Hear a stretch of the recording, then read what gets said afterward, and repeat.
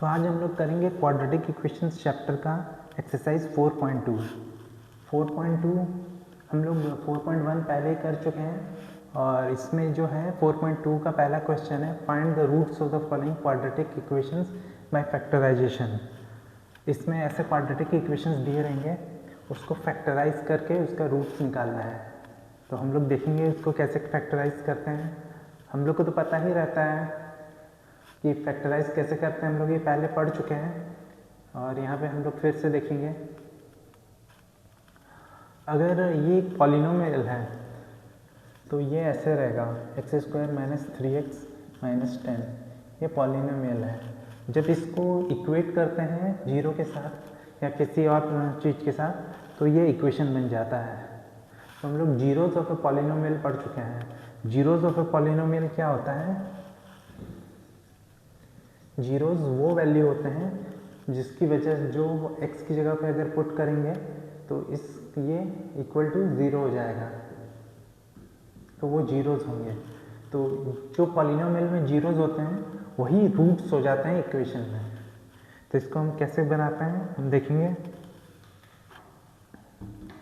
तो सबसे पहले वही यहाँ पे कुछ नहीं है तो 1 है, तो 1 × 10 करेंगे। 10 × 1 = 10। 10 को कैसे भी लिख सकते हैं, 5 × 2 = 10 लिख सकते हैं। 5 × 2 = 10 और 5 - 3 करेंगे। 5 - 2 करेंगे तो 3 आएगा, या 2 - 5 करेंगे तो -3 आ जाएगा। तो इसको 2 और 5 के टर्म्स में इसको स्प्लिट कर देंगे, मिडिल टर्म्स को। ठीक है, तो ये हो जाएगा x² + 2x - 5x - 10 = 0।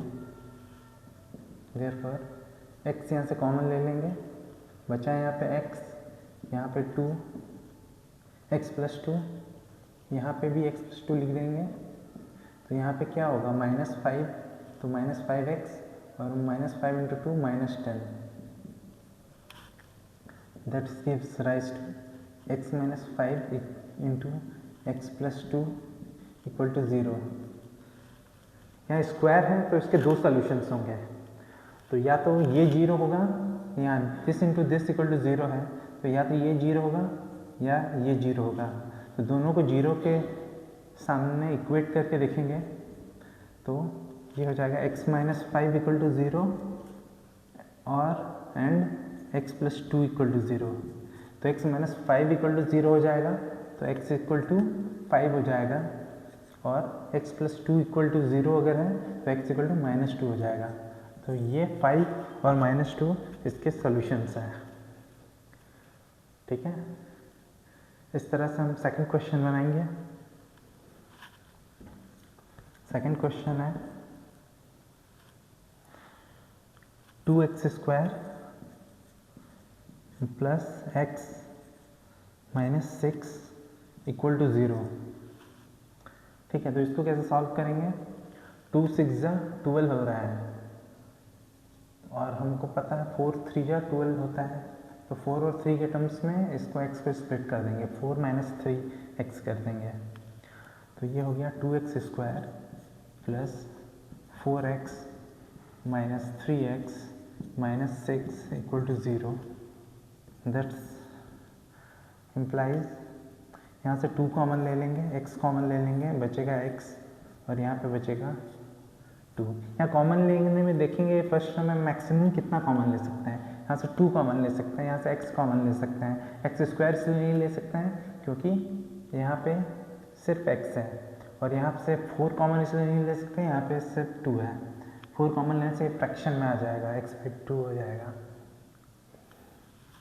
तो यहाँ x + 2 हो गया, तो यहाँ भी x + 2 लिख देंगे और बाहर में -3 कॉमन ले लेंगे। -3x मल्टीप्लाई करने से -3 × 2 - 6। That gives rise to 2x - 3 × x + 2 = 0। तो इसमें क्या हो रहा है, या तो 2x - 3 = 0 हो रहा है और x + 2 = 0 हो रहा है। तो दैट्स गिव्स राइज टू, ये इधर चल जाएगा, 3 हो जाएगा, ये मल्टीप्लाई में है, ये बाई हो जाएगा, डिवाइड हो जाएगा। ये x प्लस 2 इक्वल टू 0 है तो वो उधर चल जाएगा, x इक्वल टू -2 हो जाएगा। तो these are the solutions of the quadratic equations by factorization method.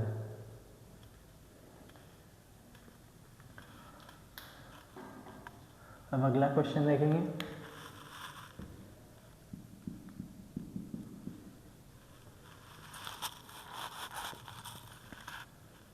√2x² plus, यहाँ बुक में मिस प्रिंट दिया हुआ है, उसको सुधार के मैंने किया हुआ है, ये हो जाएगा, क्योंकि यही फॉर्म में आंसर्स की मैच कर रहा है, तो यही इसका करेक्ट फॉर्म हो जाएगा। √2x² प्लस 7x प्लस 5√2, तो इनको आपस में मल्टीप्लाई कर देंगे, तो 5 इंटू 5√2 इंटू √2, 5 इंटू 2 हो जाएगा, √2 इंटू √2 2, 5 2 10 हो जाएगा, और 10 को 5 2 10 लिख सकते हैं, और 5 प्लस 2 7 हो जाएगा। तो ये √2x² plus 2x plus 5x plus 5√2 equal to 0, that implies √2x common ले लेंगे, यहाँ x बचेगा, यहाँ √2 बचेगा, यहाँ x प्लस √2 बचेगा, यहाँ पे 5 common, 5x 5√2 equal to 0, that gives rise to √2x plus 5 equal to 0, sorry into x plus √2 equal to 0। यहाँ से x प्लस √2 को कॉमन ले लिया है, आप लोग को पता ही है ये मेथड, तो that implies either this is equal to 0 और दिस इज इक्वल टू 0 और बोथ इक्वल टू 0, तो ये क्या हो जाएगा, x equal to minus of 5/√2, और ये क्या हो जाएगा, x equal to minus of √2। ये इसके सॉल्यूशंस हैं।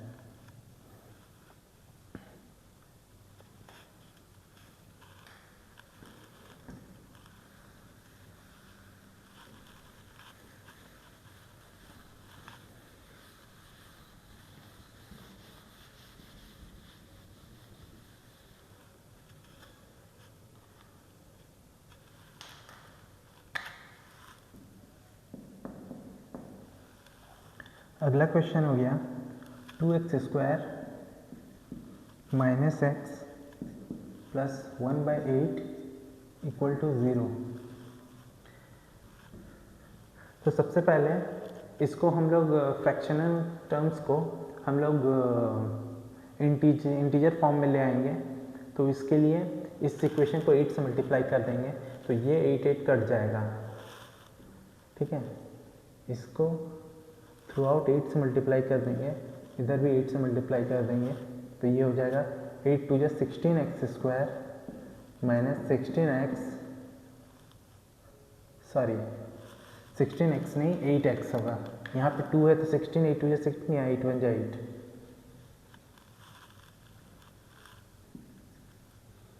Plus 1 equal to 0। अब यहाँ 16 1 16 हो गया, 16 को हम लोग लिख सकते हैं 4 इंटू 4, 4 4 16, तो इसको 4 के टर्म्स में स्प्लिट कर देंगे, -4x equal to 8x, 16x² -4x plus 1 equal to 0। फिर यहाँ से 4 कॉमन ले लेंगे, x कॉमन ले लेंगे, तो यहाँ बचेगा 4x, यहाँ बचेगा -1 तो -4x, यहाँ पे भी 4x -1 ले लेंगे, कॉमन ले लेंगे -1, तो यहाँ -4x और यहाँ +1 हो जाएगा। फिर यहाँ पे 4x -1 इंटू 4x -1 हो रहा है, दोनों जगह दो वैल्यू है, 4x -1 equal to 0, therefore x equal to 1, 4x equal to 1 और x इक्वल टू 1/4, दूसरा भी 1/4, तो दूसरा जो सॉल्यूशन है वो भी 1/4 आएगा।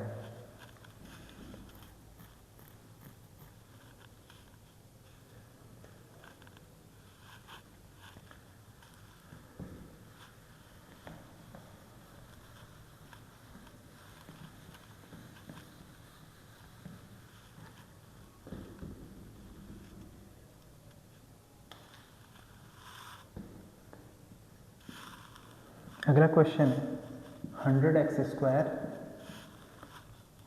Minus 20x plus 1 equal to 0। तो ये 100 बन जाए 100 हो जाएगा। 100 को क्या लिख सकते हैं यहाँ पे, जो इस स्प्लिट करने से इसके टर्म्स में आए।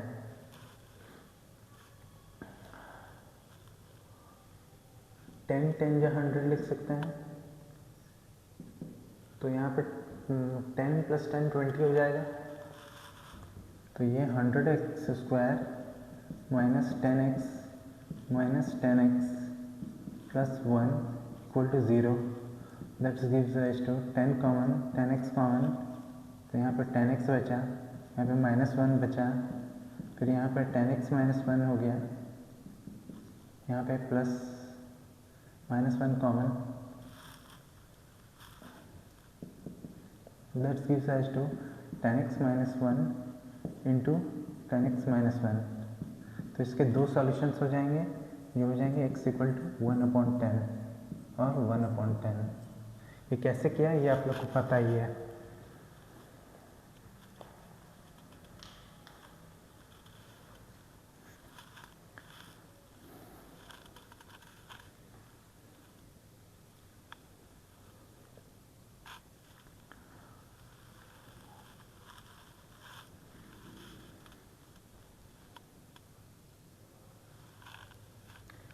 तो क्वेश्चन नंबर 2 है solve the problems given in example 1। Example 1 में ये दो प्रॉब्लम्स दिए हुए हैं, इनको सॉल्व करना है।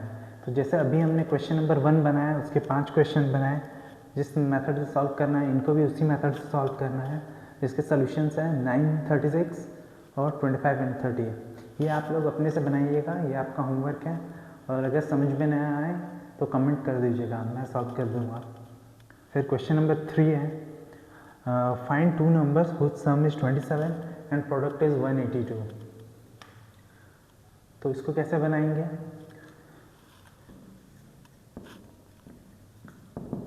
अगर पहला नंबर x है तो दूसरा नंबर क्या होगा? सम है 27, तो एक x है तो दूसरा हो जाएगा 27 - x। ये वो दो नंबर हैं और उनका प्रोडक्ट है 182, मतलब x into 27 - x is equal to 182। ये हमारा बन गया इक्वेशन। फिर से बता रहा हूँ, दो number whose sum is 27 and product is 182। दो नंबर हैं जिसका सम 27 है। अगर एक x है तो दूसरा 27 में से x घटा देंगे तो वो निकल जाएगा, और उनका प्रोडक्ट जो है 182, एक x है दूसरा 27 - x है, वो इक्वल टू 182 है। तो इसको कैसे सॉल्व करेंगे? यहाँ मल्टीप्लाई हो जाएगा 27x - x² equal to 182। This gives rise to, इसको इन दोनों को इधर ले जाएंगे ताकि x पॉजिटिव हो जाए। तो x² हो जाएगा, ये इधर चल जाएगा -27x प्लस ये इधर ही रहेगा 182 इक्वल टू 0। इसको सॉल्व करेंगे। इसको कैसे सॉल्व करते हैं वो हम लोग देख चुके हैं, ठीक है। इसको सॉल्व करेंगे तो आंसर आ जाएगा 13 एंड 14। आप इसे अपने ही कर लीजिएगा।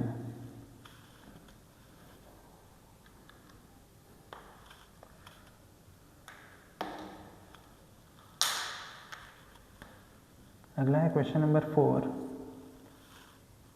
Find two consecutive positive integers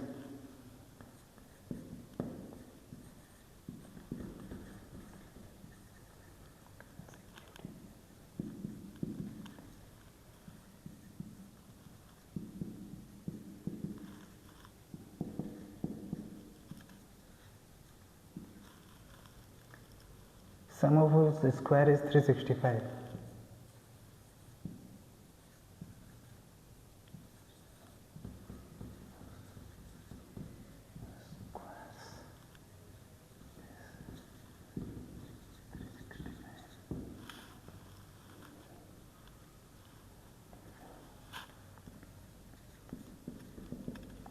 बोला है दो कंसेक्यूटिव पॉजिटिव इंटीजर्स लेना है, तो पॉजिटिव इंटीजर्स जैसे क्या हो गया, एक हो गया 3, फिर अगला हो गया 4, तो 3 में से एक जोड़ दिए तो 4 हो गया, तो यहाँ नहीं पता, तो एक अगर x है तो दूसरा हो जाएगा x + 1 and sum of whose square is 365, उनके स्क्वायर्स का सम 365 है। तो square of x and square of next x + 1 का, इनके स्क्वायर का सम जो है वो 365 है। तो नेक्स्ट क्या हो जाएगा, ये x स्क्वायर हो जाएगा, ये a + b होल स्क्वायर है, तो a स्क्वायर हो जाएगा प्लस b स्क्वायर हो जाएगा 1 + 2ab, 2x × 1 2x हो जाएगा equal to 365, which gives rise to x square + x square 2x square + 2x, ये इधर आ जाएगा 1 - 365 equal to 0, which gives rise to 2x square + 2x - 364। इसको थ्रू आउट 2 से डिवाइड कर देंगे, थ्रू आउट इसको 2 से डिवाइड कर देंगे तो क्या हो जाएगा, x स्क्वायर + x माइनस यहाँ हो जाएगा 2 × 1 = 2, बचा 1 16, 2 × 8 = 16, 2 × 2 = 4, 182 इक्वल टू 0। इसको सॉल्व करेंगे तो इसका आंसर आ जाएगा, और इसका जो आंसर आएगा वो होगा x = 13, 14।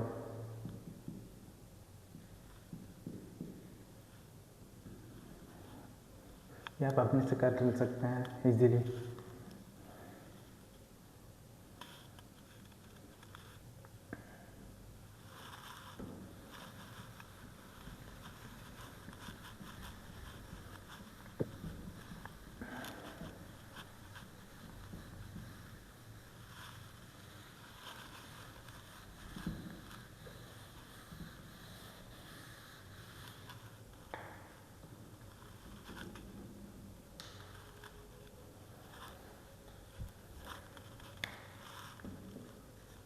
अगला हम करेंगे क्वेश्चन नंबर 5, जिसमें है the altitude of A right triangle is 7 centimetre,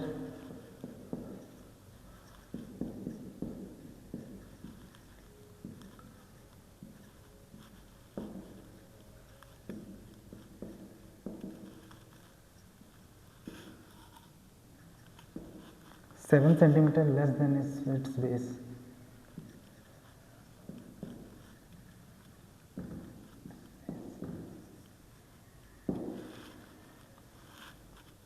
If the hypotenuse is 13,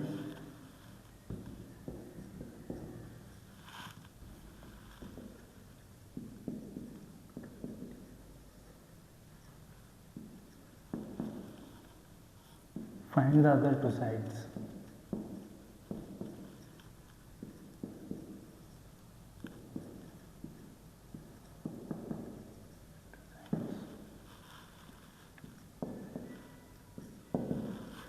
बोला एक राइट एंगल ट्राइंगल है, तो यहाँ पे 90 डिग्री हो जाएगा। एल्टीट्यूड इज 7 सेंटीमीटर, हाइट है 7 centimetre, 7 centimetre less than it's base. तो बेस अगर x है, बेस को x मान लिया, तो एल्टीट्यूड कितना हो जाएगा, 7 सेंटीमीटर लेस हो जाएगा, ठीक है। तो ये हो जाएगा x - 7, और इसका हाइपोटेन्यूज है 13। Find the other two side से निकालना है, तो हम लोग यूज़ करेंगे Pythagoras theorem, by Pythagoras theorem.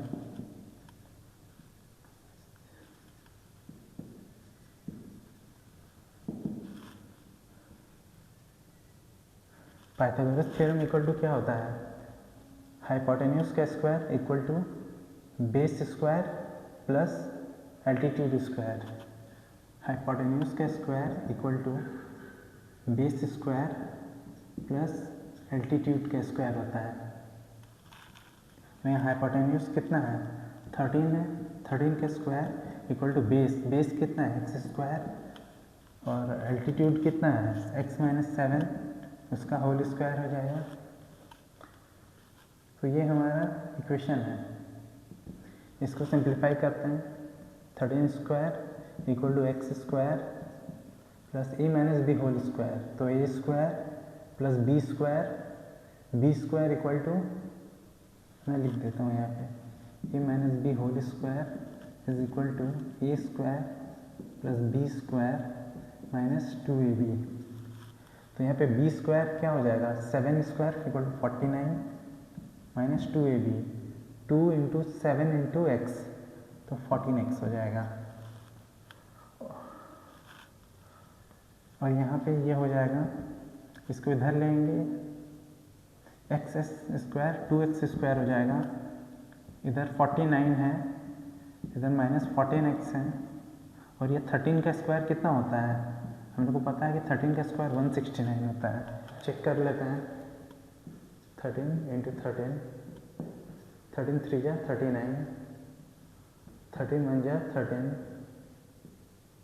9 3 3 6 169।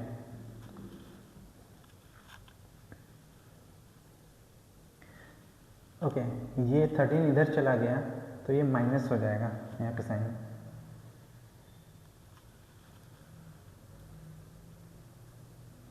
Minus 169।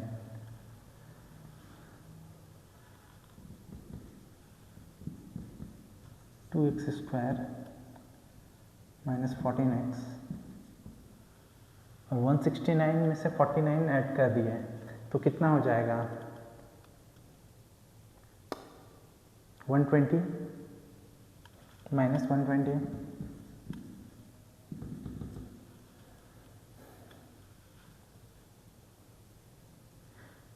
इसको थ्रू आउट 2 से डिवाइड कर देंगे तो ये हो जाएगा x square minus 7x minus 60 equal to 0। इसको सॉल्व करेंगे तो इसके आंसर्स आ जाएंगे 5 और 12।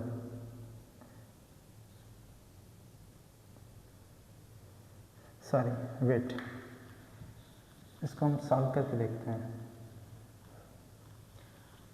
इस 60 को 12, 5 जा 60 लिख सकते हैं, तो 5 माइनस 12 करेंगे तो 7 आ जाएगा, minus 7x, x square plus 5x minus 12x minus 60 equal to 0। That's gives rise to, x common ले लेंगे तो x प्लस 5 बचा, यहाँ भी x प्लस 5 बचा, यहाँ माइनस 12, यहाँ तो यहाँ x माइनस 12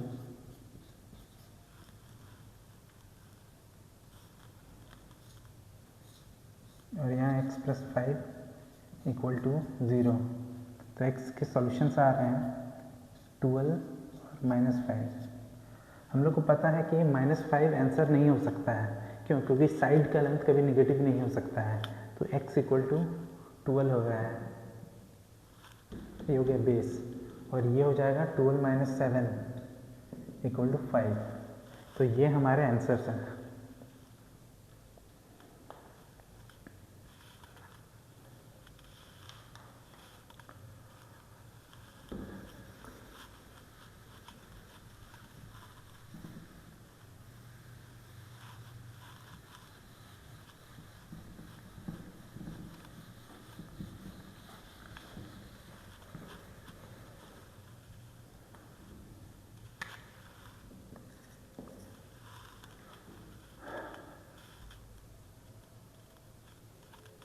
अगला है question number 6। A cottage industry produces a certain number of pottery articles in a day.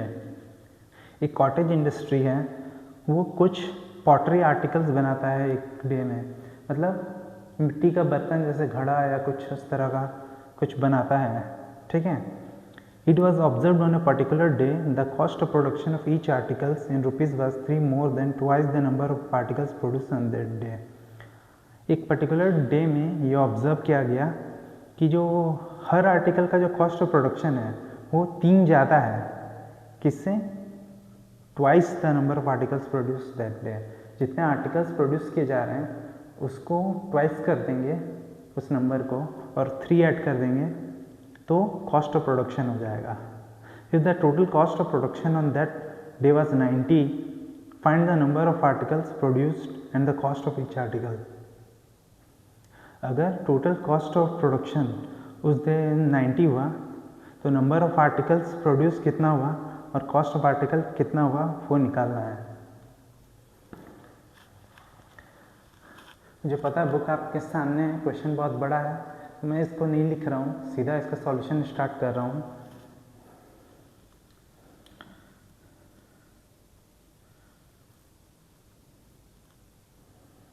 तो यहाँ दिया गया है, it was observed on a particular day that the cost of production of each article is 3 more than twice the number of article produce on that day. तो number of articles produced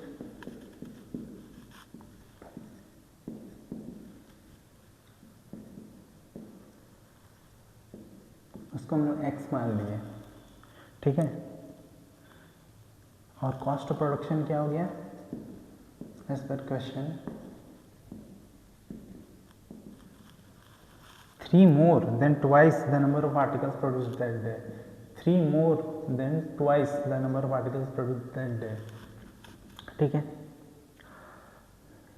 If the total cost of production on that day was 90, number of articles x है और cost of production of each article, ठीक है, each article, ठीक है। तो total cost of production दिया हो गया है वो कितना है? 90 है, ठीक है। तो number of articles produced x है, cost of each article is 3 + 2x है, तो टोटल कितना हो जाएगा? नंबर ऑफ टोटल कॉस्ट कितना हो जाएगा?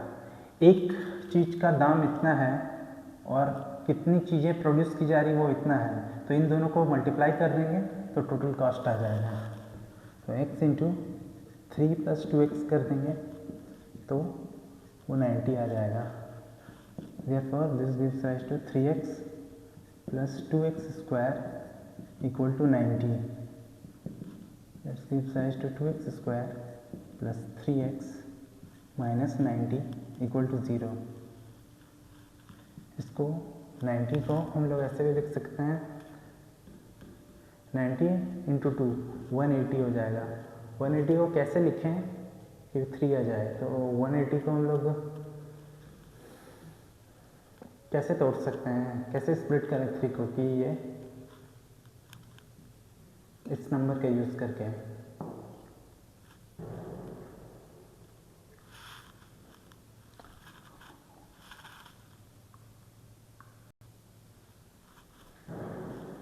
तो 180 का एलसीएम ले लेते हैं और एलसीएम लेते हैं तो ये निकल के आता है। और यहाँ पे अगर हम लोग देख रहे हैं 2 × 2 × 3 इनको एक साथ ले लें तो ये 12 हो जा रहा है, और 3 × 5 को ले लें तो 15 हो जा रहा है, और 15 - 12 कर रहे हैं तो 3 आ रहा है। तो इसको 15 और 12 के टर्म्स में स्प्लिट कर सकते हैं, 15 - 12 = 13। तो जब भी समझ में नहीं आए कि कैसे स्प्लिट करना है तो मैं फिर से बता दे रहा हूँ। यहाँ 90 × 2 किए 180 हुआ, 180 को कैसे स्प्लिट करेंगे? 18 × 10 = 180, 18 और 10 में तो नहीं कर सकते हैं, ठीक है। 90 × 2 ऐसे भी नहीं कर सकते हैं, तो इसको पूरा एलसीएम ले लिए और फिर देखें कि किनको आपस में मल्टीप्लाई करके 2 ग्रुप बनाएं और उन 2 ग्रुप को आपस में सब्ट्रैक्ट करें कि ये आ जाए। तो हम लोग ने ऐसे किया।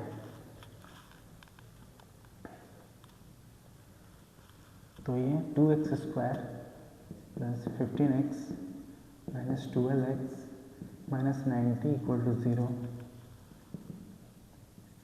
2x कॉमन ले लिए, सॉरी इसको ऐसे लिखते हैं तो ज़्यादा बेटर रहता है।